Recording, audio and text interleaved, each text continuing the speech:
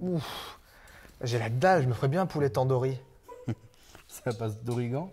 C'est servi avec quoi? Dori basmati ou dori cantonais? Ah, j'en sais rien, mais j'adore les saveurs d'Orient. C'est quoi? Je crois que le sketch pourri et le jeu de mots minable, on est en train de faire quelque chose d'horrible. Ouais, t'as raison. Dorénavant, c'est toi qui écriras les sketchs. Ceci dit, j'aurais pas de mal à faire quelque chose d'original.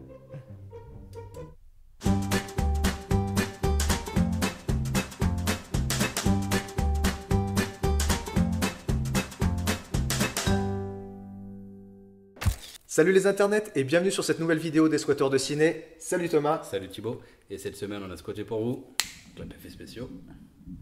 C'est magnifique. De la belle beauté. Le Monde de Dory, la nouvelle production des studios Pixar réalisée par Andrew Stanton. Et autant vous le dire tout de suite, je suis un gros fan des productions de ce studio. J'avais vraiment hâte de pouvoir vous parler d'un de leurs films. Et cette vidéo est labellisée sans spoiler. Mais avant toute chose, laissez-moi vous présenter l'équipe qui est derrière cette suite du Monde de Nemo. Le Monde de Dory, film réalisé par Andrew Stanton, cinéaste américain né en 1965 dans le Massachusetts. S'il n'est pas à proprement parler un membre fondateur du légendaire studio d'animation Pixar, il l'a rejoint dès 1990 en tant que second animateur et il se cache depuis derrière un grand nombre de leurs succès. Il se lance dans le long métrage en 1998 avec l'excellent Mille et une pattes qu'il co-réalise avec son comparse John Lasseter.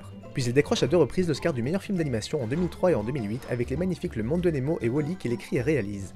En 2012, toujours au scénario et à la réalisation, il fait son unique infidélité à Pixar en signant l'adaptation live du roman d'Edgar Rice Burroughs, John Carter. Le film recevra un accueil critique mitigé et sera un échec commercial cuisant pour Disney. Mais le bonhomme n'est pas seulement réalisateur, il participe de près ou de loin à 12 des 17 longs métrages du studio sortis à ce jour, sans même parler des courts métrages. En effet, en plus des films précédemment cités, il signe encore les scénarios des 3 Toy Story et de Monstres et compagnie. Producteur sur ce film, il le fut aussi pour Ratatouille, Lao, Rebelle et Monstre Academy. Un véritable poids lourd du studio donc, mais le bougre ne s'arrête pas là, il va jusqu'à prêter sa voix dans plusieurs films. Côté doublage, on retrouve au casting de la version française Céline Monsara, la voix française de Julia Roberts et Franck Dubosc qui reprennent leur rôle du Monde de Nemo. Notons également la présence de l'insupportable mais bankable préadolescent de 25 ans Kev Adams, mais aussi de Mathilde Seigné et de Philippe Lelouch. Le casting VO est quant à lui plutôt classieux avec entre autres la puissante reine du talk show Ellen DeGeneres, Albert Brooks, Diane Keaton et Ed Albundi O'Neill. Et n'oublions pas non plus de citer la co-réalisation Angus MacLean, un des animateurs au studio depuis la fin des années 90 et qui signe ici ses grands débuts en tant que réalisateur sur une des productions majeures du studio. C'est vrai que jusqu'à présent, il s'était seulement vu confier 3 courts-métrages additionnels, Bernie, Mini Buzz et Toy Story Angoisse au motel. Pour reparler du Monde de Dory, j'ai d'abord envie de le situer un petit peu dans son contexte. On va pas refaire toute l'histoire du studio Non, Pixar. ça va aller. Ce serait passionnant mais beaucoup trop long. Par contre, on va essayer de contextualiser les choses pour vous expliquer d'où il vient ce film. Pixar, c'est un petit peu la poule aux œufs d'or de Disney. En effet, dès 1995 et le premier Toy Story, c'est déjà eux qui sont à la distribution et s'ensuit une succession de succès. Putain, je l'ai passé! On peut citer à cette époque-là déjà les 2 premiers Toy Story, Les Indestructibles, Le Monde de Nemo et même Monstres et compagnie. Par contre, chez Disney, à la même époque, c'est pas la joie. Ils essayent progressivement d'abandonner leur technique d'animation traditionnelle et c'est pas... Ah, ils nous pondent des bonnes daubes, parce que qui se souvient de The Wild, Chicken Little ou Milo sur Mars? Pas grand monde a priori. Si bien que lorsque l'on arrive en 2006 et que le contrat de distribution liant Disney à Pixar prend fin, Disney décide quand même de racheter Pixar pour la coquette somme de 7,4 milliards de dollars, faisant de son patron de l'époque, Monsieur Apple, Steve Jobs, l'un des hommes les plus riches du monde. Faut dire qu'avec Apple, il devait être un peu ric-rac le pauvre. Hein. Bref, c'est malheureusement à partir de cette époque-là que Pixar a commencé à nous sortir des films un peu moins inspirés, comme Rebelle, Le Voyage d'Arlo, et aussi des suites que personne n'avait vraiment envie de voir, comme Monstre Academy et Cars 2. D'autant plus que c'est à partir de cette période-là que Disney a commencé à faire des spin-offs dans l'univers de Pixar. Je pense notamment à Planes, et pour moi, ça a largement contribué à brouiller les cartes. Ceci dit, ça n'a pas empêché les petits gars de chez Pixar de continuer à nous pondre des chefs-d'œuvre de temps à autre, et qu'à regarder Wall-E et vice-versa pour s'en convaincre. Alors que Disney profitait de sa nouvelle équipe créatrice acquise à prix d'or pour nous pondre quelques petites pépites, je pense notamment à Réponse, à La Reine des Neiges ou alors à Zootopia. Ce que j'aime chez Pixar, c'est que c'est avant tout des créateurs d'univers. Ces mecs-là sont capables, à partir d'une idée simple et universelle, comme des jouets qui parlent ou des monstres cachés dans les placards, de s'adresser aux enfants qui sommeillent en chacun de nous et de nous raconter une histoire merveilleuse au travers d'univers toujours plus riches et colorés. Ouais, c'est vrai qu'au fil des années, Pixar a vraiment acquis une patte inimitable et c'est pas pour rien d'ailleurs qu'ils ont raflé pas moins de 18 Oscars. Tous mérités. Alors donner une suite au Monde de Nemo, un de leurs plus gros succès, ça pouvait paraître une bonne idée. Mais dans quelle catégorie ranger ce film? Pour tout vous dire, c'était un peu notre inquiétude avant d'aller voir le film. Vous avez compris, on a plutôt un a priori positif sur les productions de Pixar, mais... Malheureusement, nos craintes étaient fondées. Si le monde de Dory bénéficie d'un savoir-faire technique indéniable, pour moi, ça l'orne clairement du côté d'un Monstre Academy, c'est-à-dire qu'on réutilise les éléments forts d'un premier film qui a cartonné pour en faire une suite pas réellement innovante et sans grosse prise de risque, malheureusement. Mais alors, quoi retenir de ce film?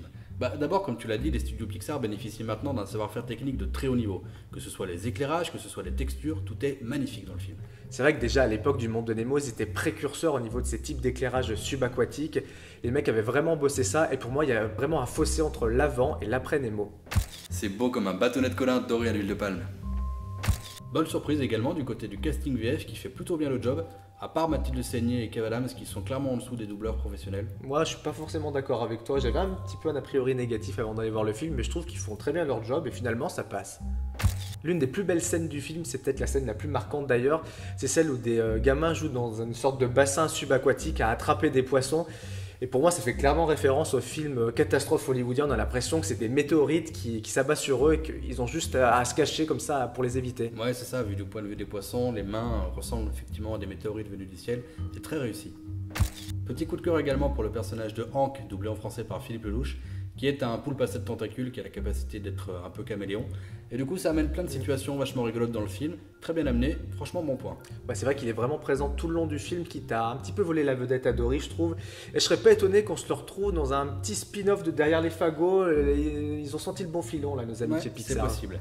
Par contre, les personnages de Nemo et Marin, eux, sont amenés de façon très naturelle, ils ont leur place dans l'histoire, tout va bien. Autant ça, c'était bien amené, mais le passage avec les tortues, c'était clairement fan service, parce qu'on les voit 2 minutes 30, encore je suis généreux. Et surtout, les mecs, on sent qu'ils ont sorti ça de leur placard pour te recoller les personnages qui avaient bien marché dans l'épisode précédent. L'une des choses qui m'a un petit peu dérangé dans ce film, et ça n'engage évidemment que moi, c'est le traitement qui est réservé au personnage de Gérard, l'un des lions de mer handicapés ou idiots du village, qui est toujours mis de côté, et j'ai trouvé que le gag était un peu facile et un peu limite. Les mecs se sont pas trop foulés, j'ai trouvé. Je suis un peu surpris que tu dises ça parce que justement, dans le monde de Nemo, comme dans celui-là, le monde de Dory, Pixar réussit à parler de la maladie et du handicap en l'expliquant aux enfants, parce que le message s'adresse quand même clairement à eux, que c'est pas parce qu'on est différent qu'on peut rien accomplir. Je trouve que c'est plutôt un peu contre-intuitif ce que tu dis.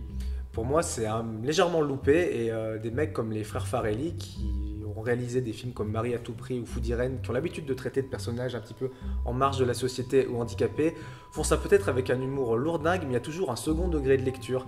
Et ils sont jamais vraiment méchants avec leurs personnages, et je trouve que la Pixar a été un peu méchant sur ce personnage, en tout cas je l'ai ressenti comme tel. Encore une chose qui m'a dérangé pendant ce film... Encore une. Mais je t'emmerde! C'est le traitement de l'histoire que j'ai trouvé longuet, bordel que c'était long. Le film fait 1h35 à peine, mais j'ai l'impression que ça en finissait plus. C'est toujours les mêmes situations. On recherche quelqu'un, on le retrouve, on le perd, on le recherche, on le retrouve, on le repère. Bon Dieu que c'était long, bordel! Alors grosse incompréhension par contre sur le film, on a vu le film séparément et pourtant on a eu exactement la même sensation, c'est la présence de la voix de Claire Chazal. What the fuck? Alors bien sûr Claire Chazal n'est pas présente dans le film physiquement, hein. Elle se contente d'interpréter de la voix off du centre aquatique où se passe l'histoire du film. Mais alors ça tombe comme un cheveu sur la soupe, on nous martèle au moins 10 fois Claire Chazal, Claire Chazal, Claire Chazal. Ça fait que 3, hein. Oui c'est vrai. D'autant plus que le film est clairement localisé aux États-Unis, alors pourquoi mettre Claire Chazal? Alors là j'ai pas compris, c'était totalement hors contexte. Moi-même, ça m'a sorti du film et j'ai pas compris ce parti pris de doublage français qui, pour moi, est complètement incohérent. Le seul point commun qu'on a trouvé finalement, c'est dans la doubleuse VO, en tout cas, parce que c'est Sigourney Weaver en VO qui fait la voix, et c'est elle déjà qui fait la voix de l'Axiome dans Wall-E, une voix un peu similaire. Est-ce que ça a un rapport peut-être? Mais alors pour nous, incompréhension totale. Hein. Le monde de Dory n'est certainement pas ce que Pixar a eu de meilleur à nous offrir ces dernières années. Malgré tout, je vais quand même lui donner la note de 3 têtes de Claire Chazal et demi sur 5. Parce que même si le film s'inscrit dans une logique commerciale évidente et que le studio commence à être un petit peu trop habitué à ça, le film reste un bon divertissement familial, où vous passerez un agréable moment avec ou sans enfants, et c'est déjà pas si mal. Pour ma part, ce film manque cruellement de souffle épique et les scènes marquantes sont trop peu nombreuses. C'est pour ça que je lui attribue la note de 2,5 croustibats sur 5. Malgré une esthétique irréprochable, son manque d'ambition, une histoire simpliste et répétitive étirée sur la longueur font que cette heure 35 paraît tout de même un petit peu soporifique. C'était tout pour nous et merci d'avoir regardé cette vidéo et merci particulièrement d'avoir regardé la vidéo précédente puisque The Neon Demon file tout droit vers les 1000 vues. Alors à l'échelle de YouTube c'est pas énorme mais à notre petite échelle c'est super encourageant, merci encore. Et n'oubliez pas non plus de nous laisser des petits commentaires pour nous dire ce que vous avez pensé de cette vidéo et de mettre un petit pouce bleu. Cette fois-ci on s'engage personnellement à libérer un bâtonnet constibat pour chaque pouce en l'air. Et n'oubliez pas non plus de nous suivre sur les réseaux sociaux, Twitter et Facebook. Et n'oubliez pas non plus, les films c'est mieux au cinéma. Et sans popcorn, c'est toujours plus sympa. Chaud!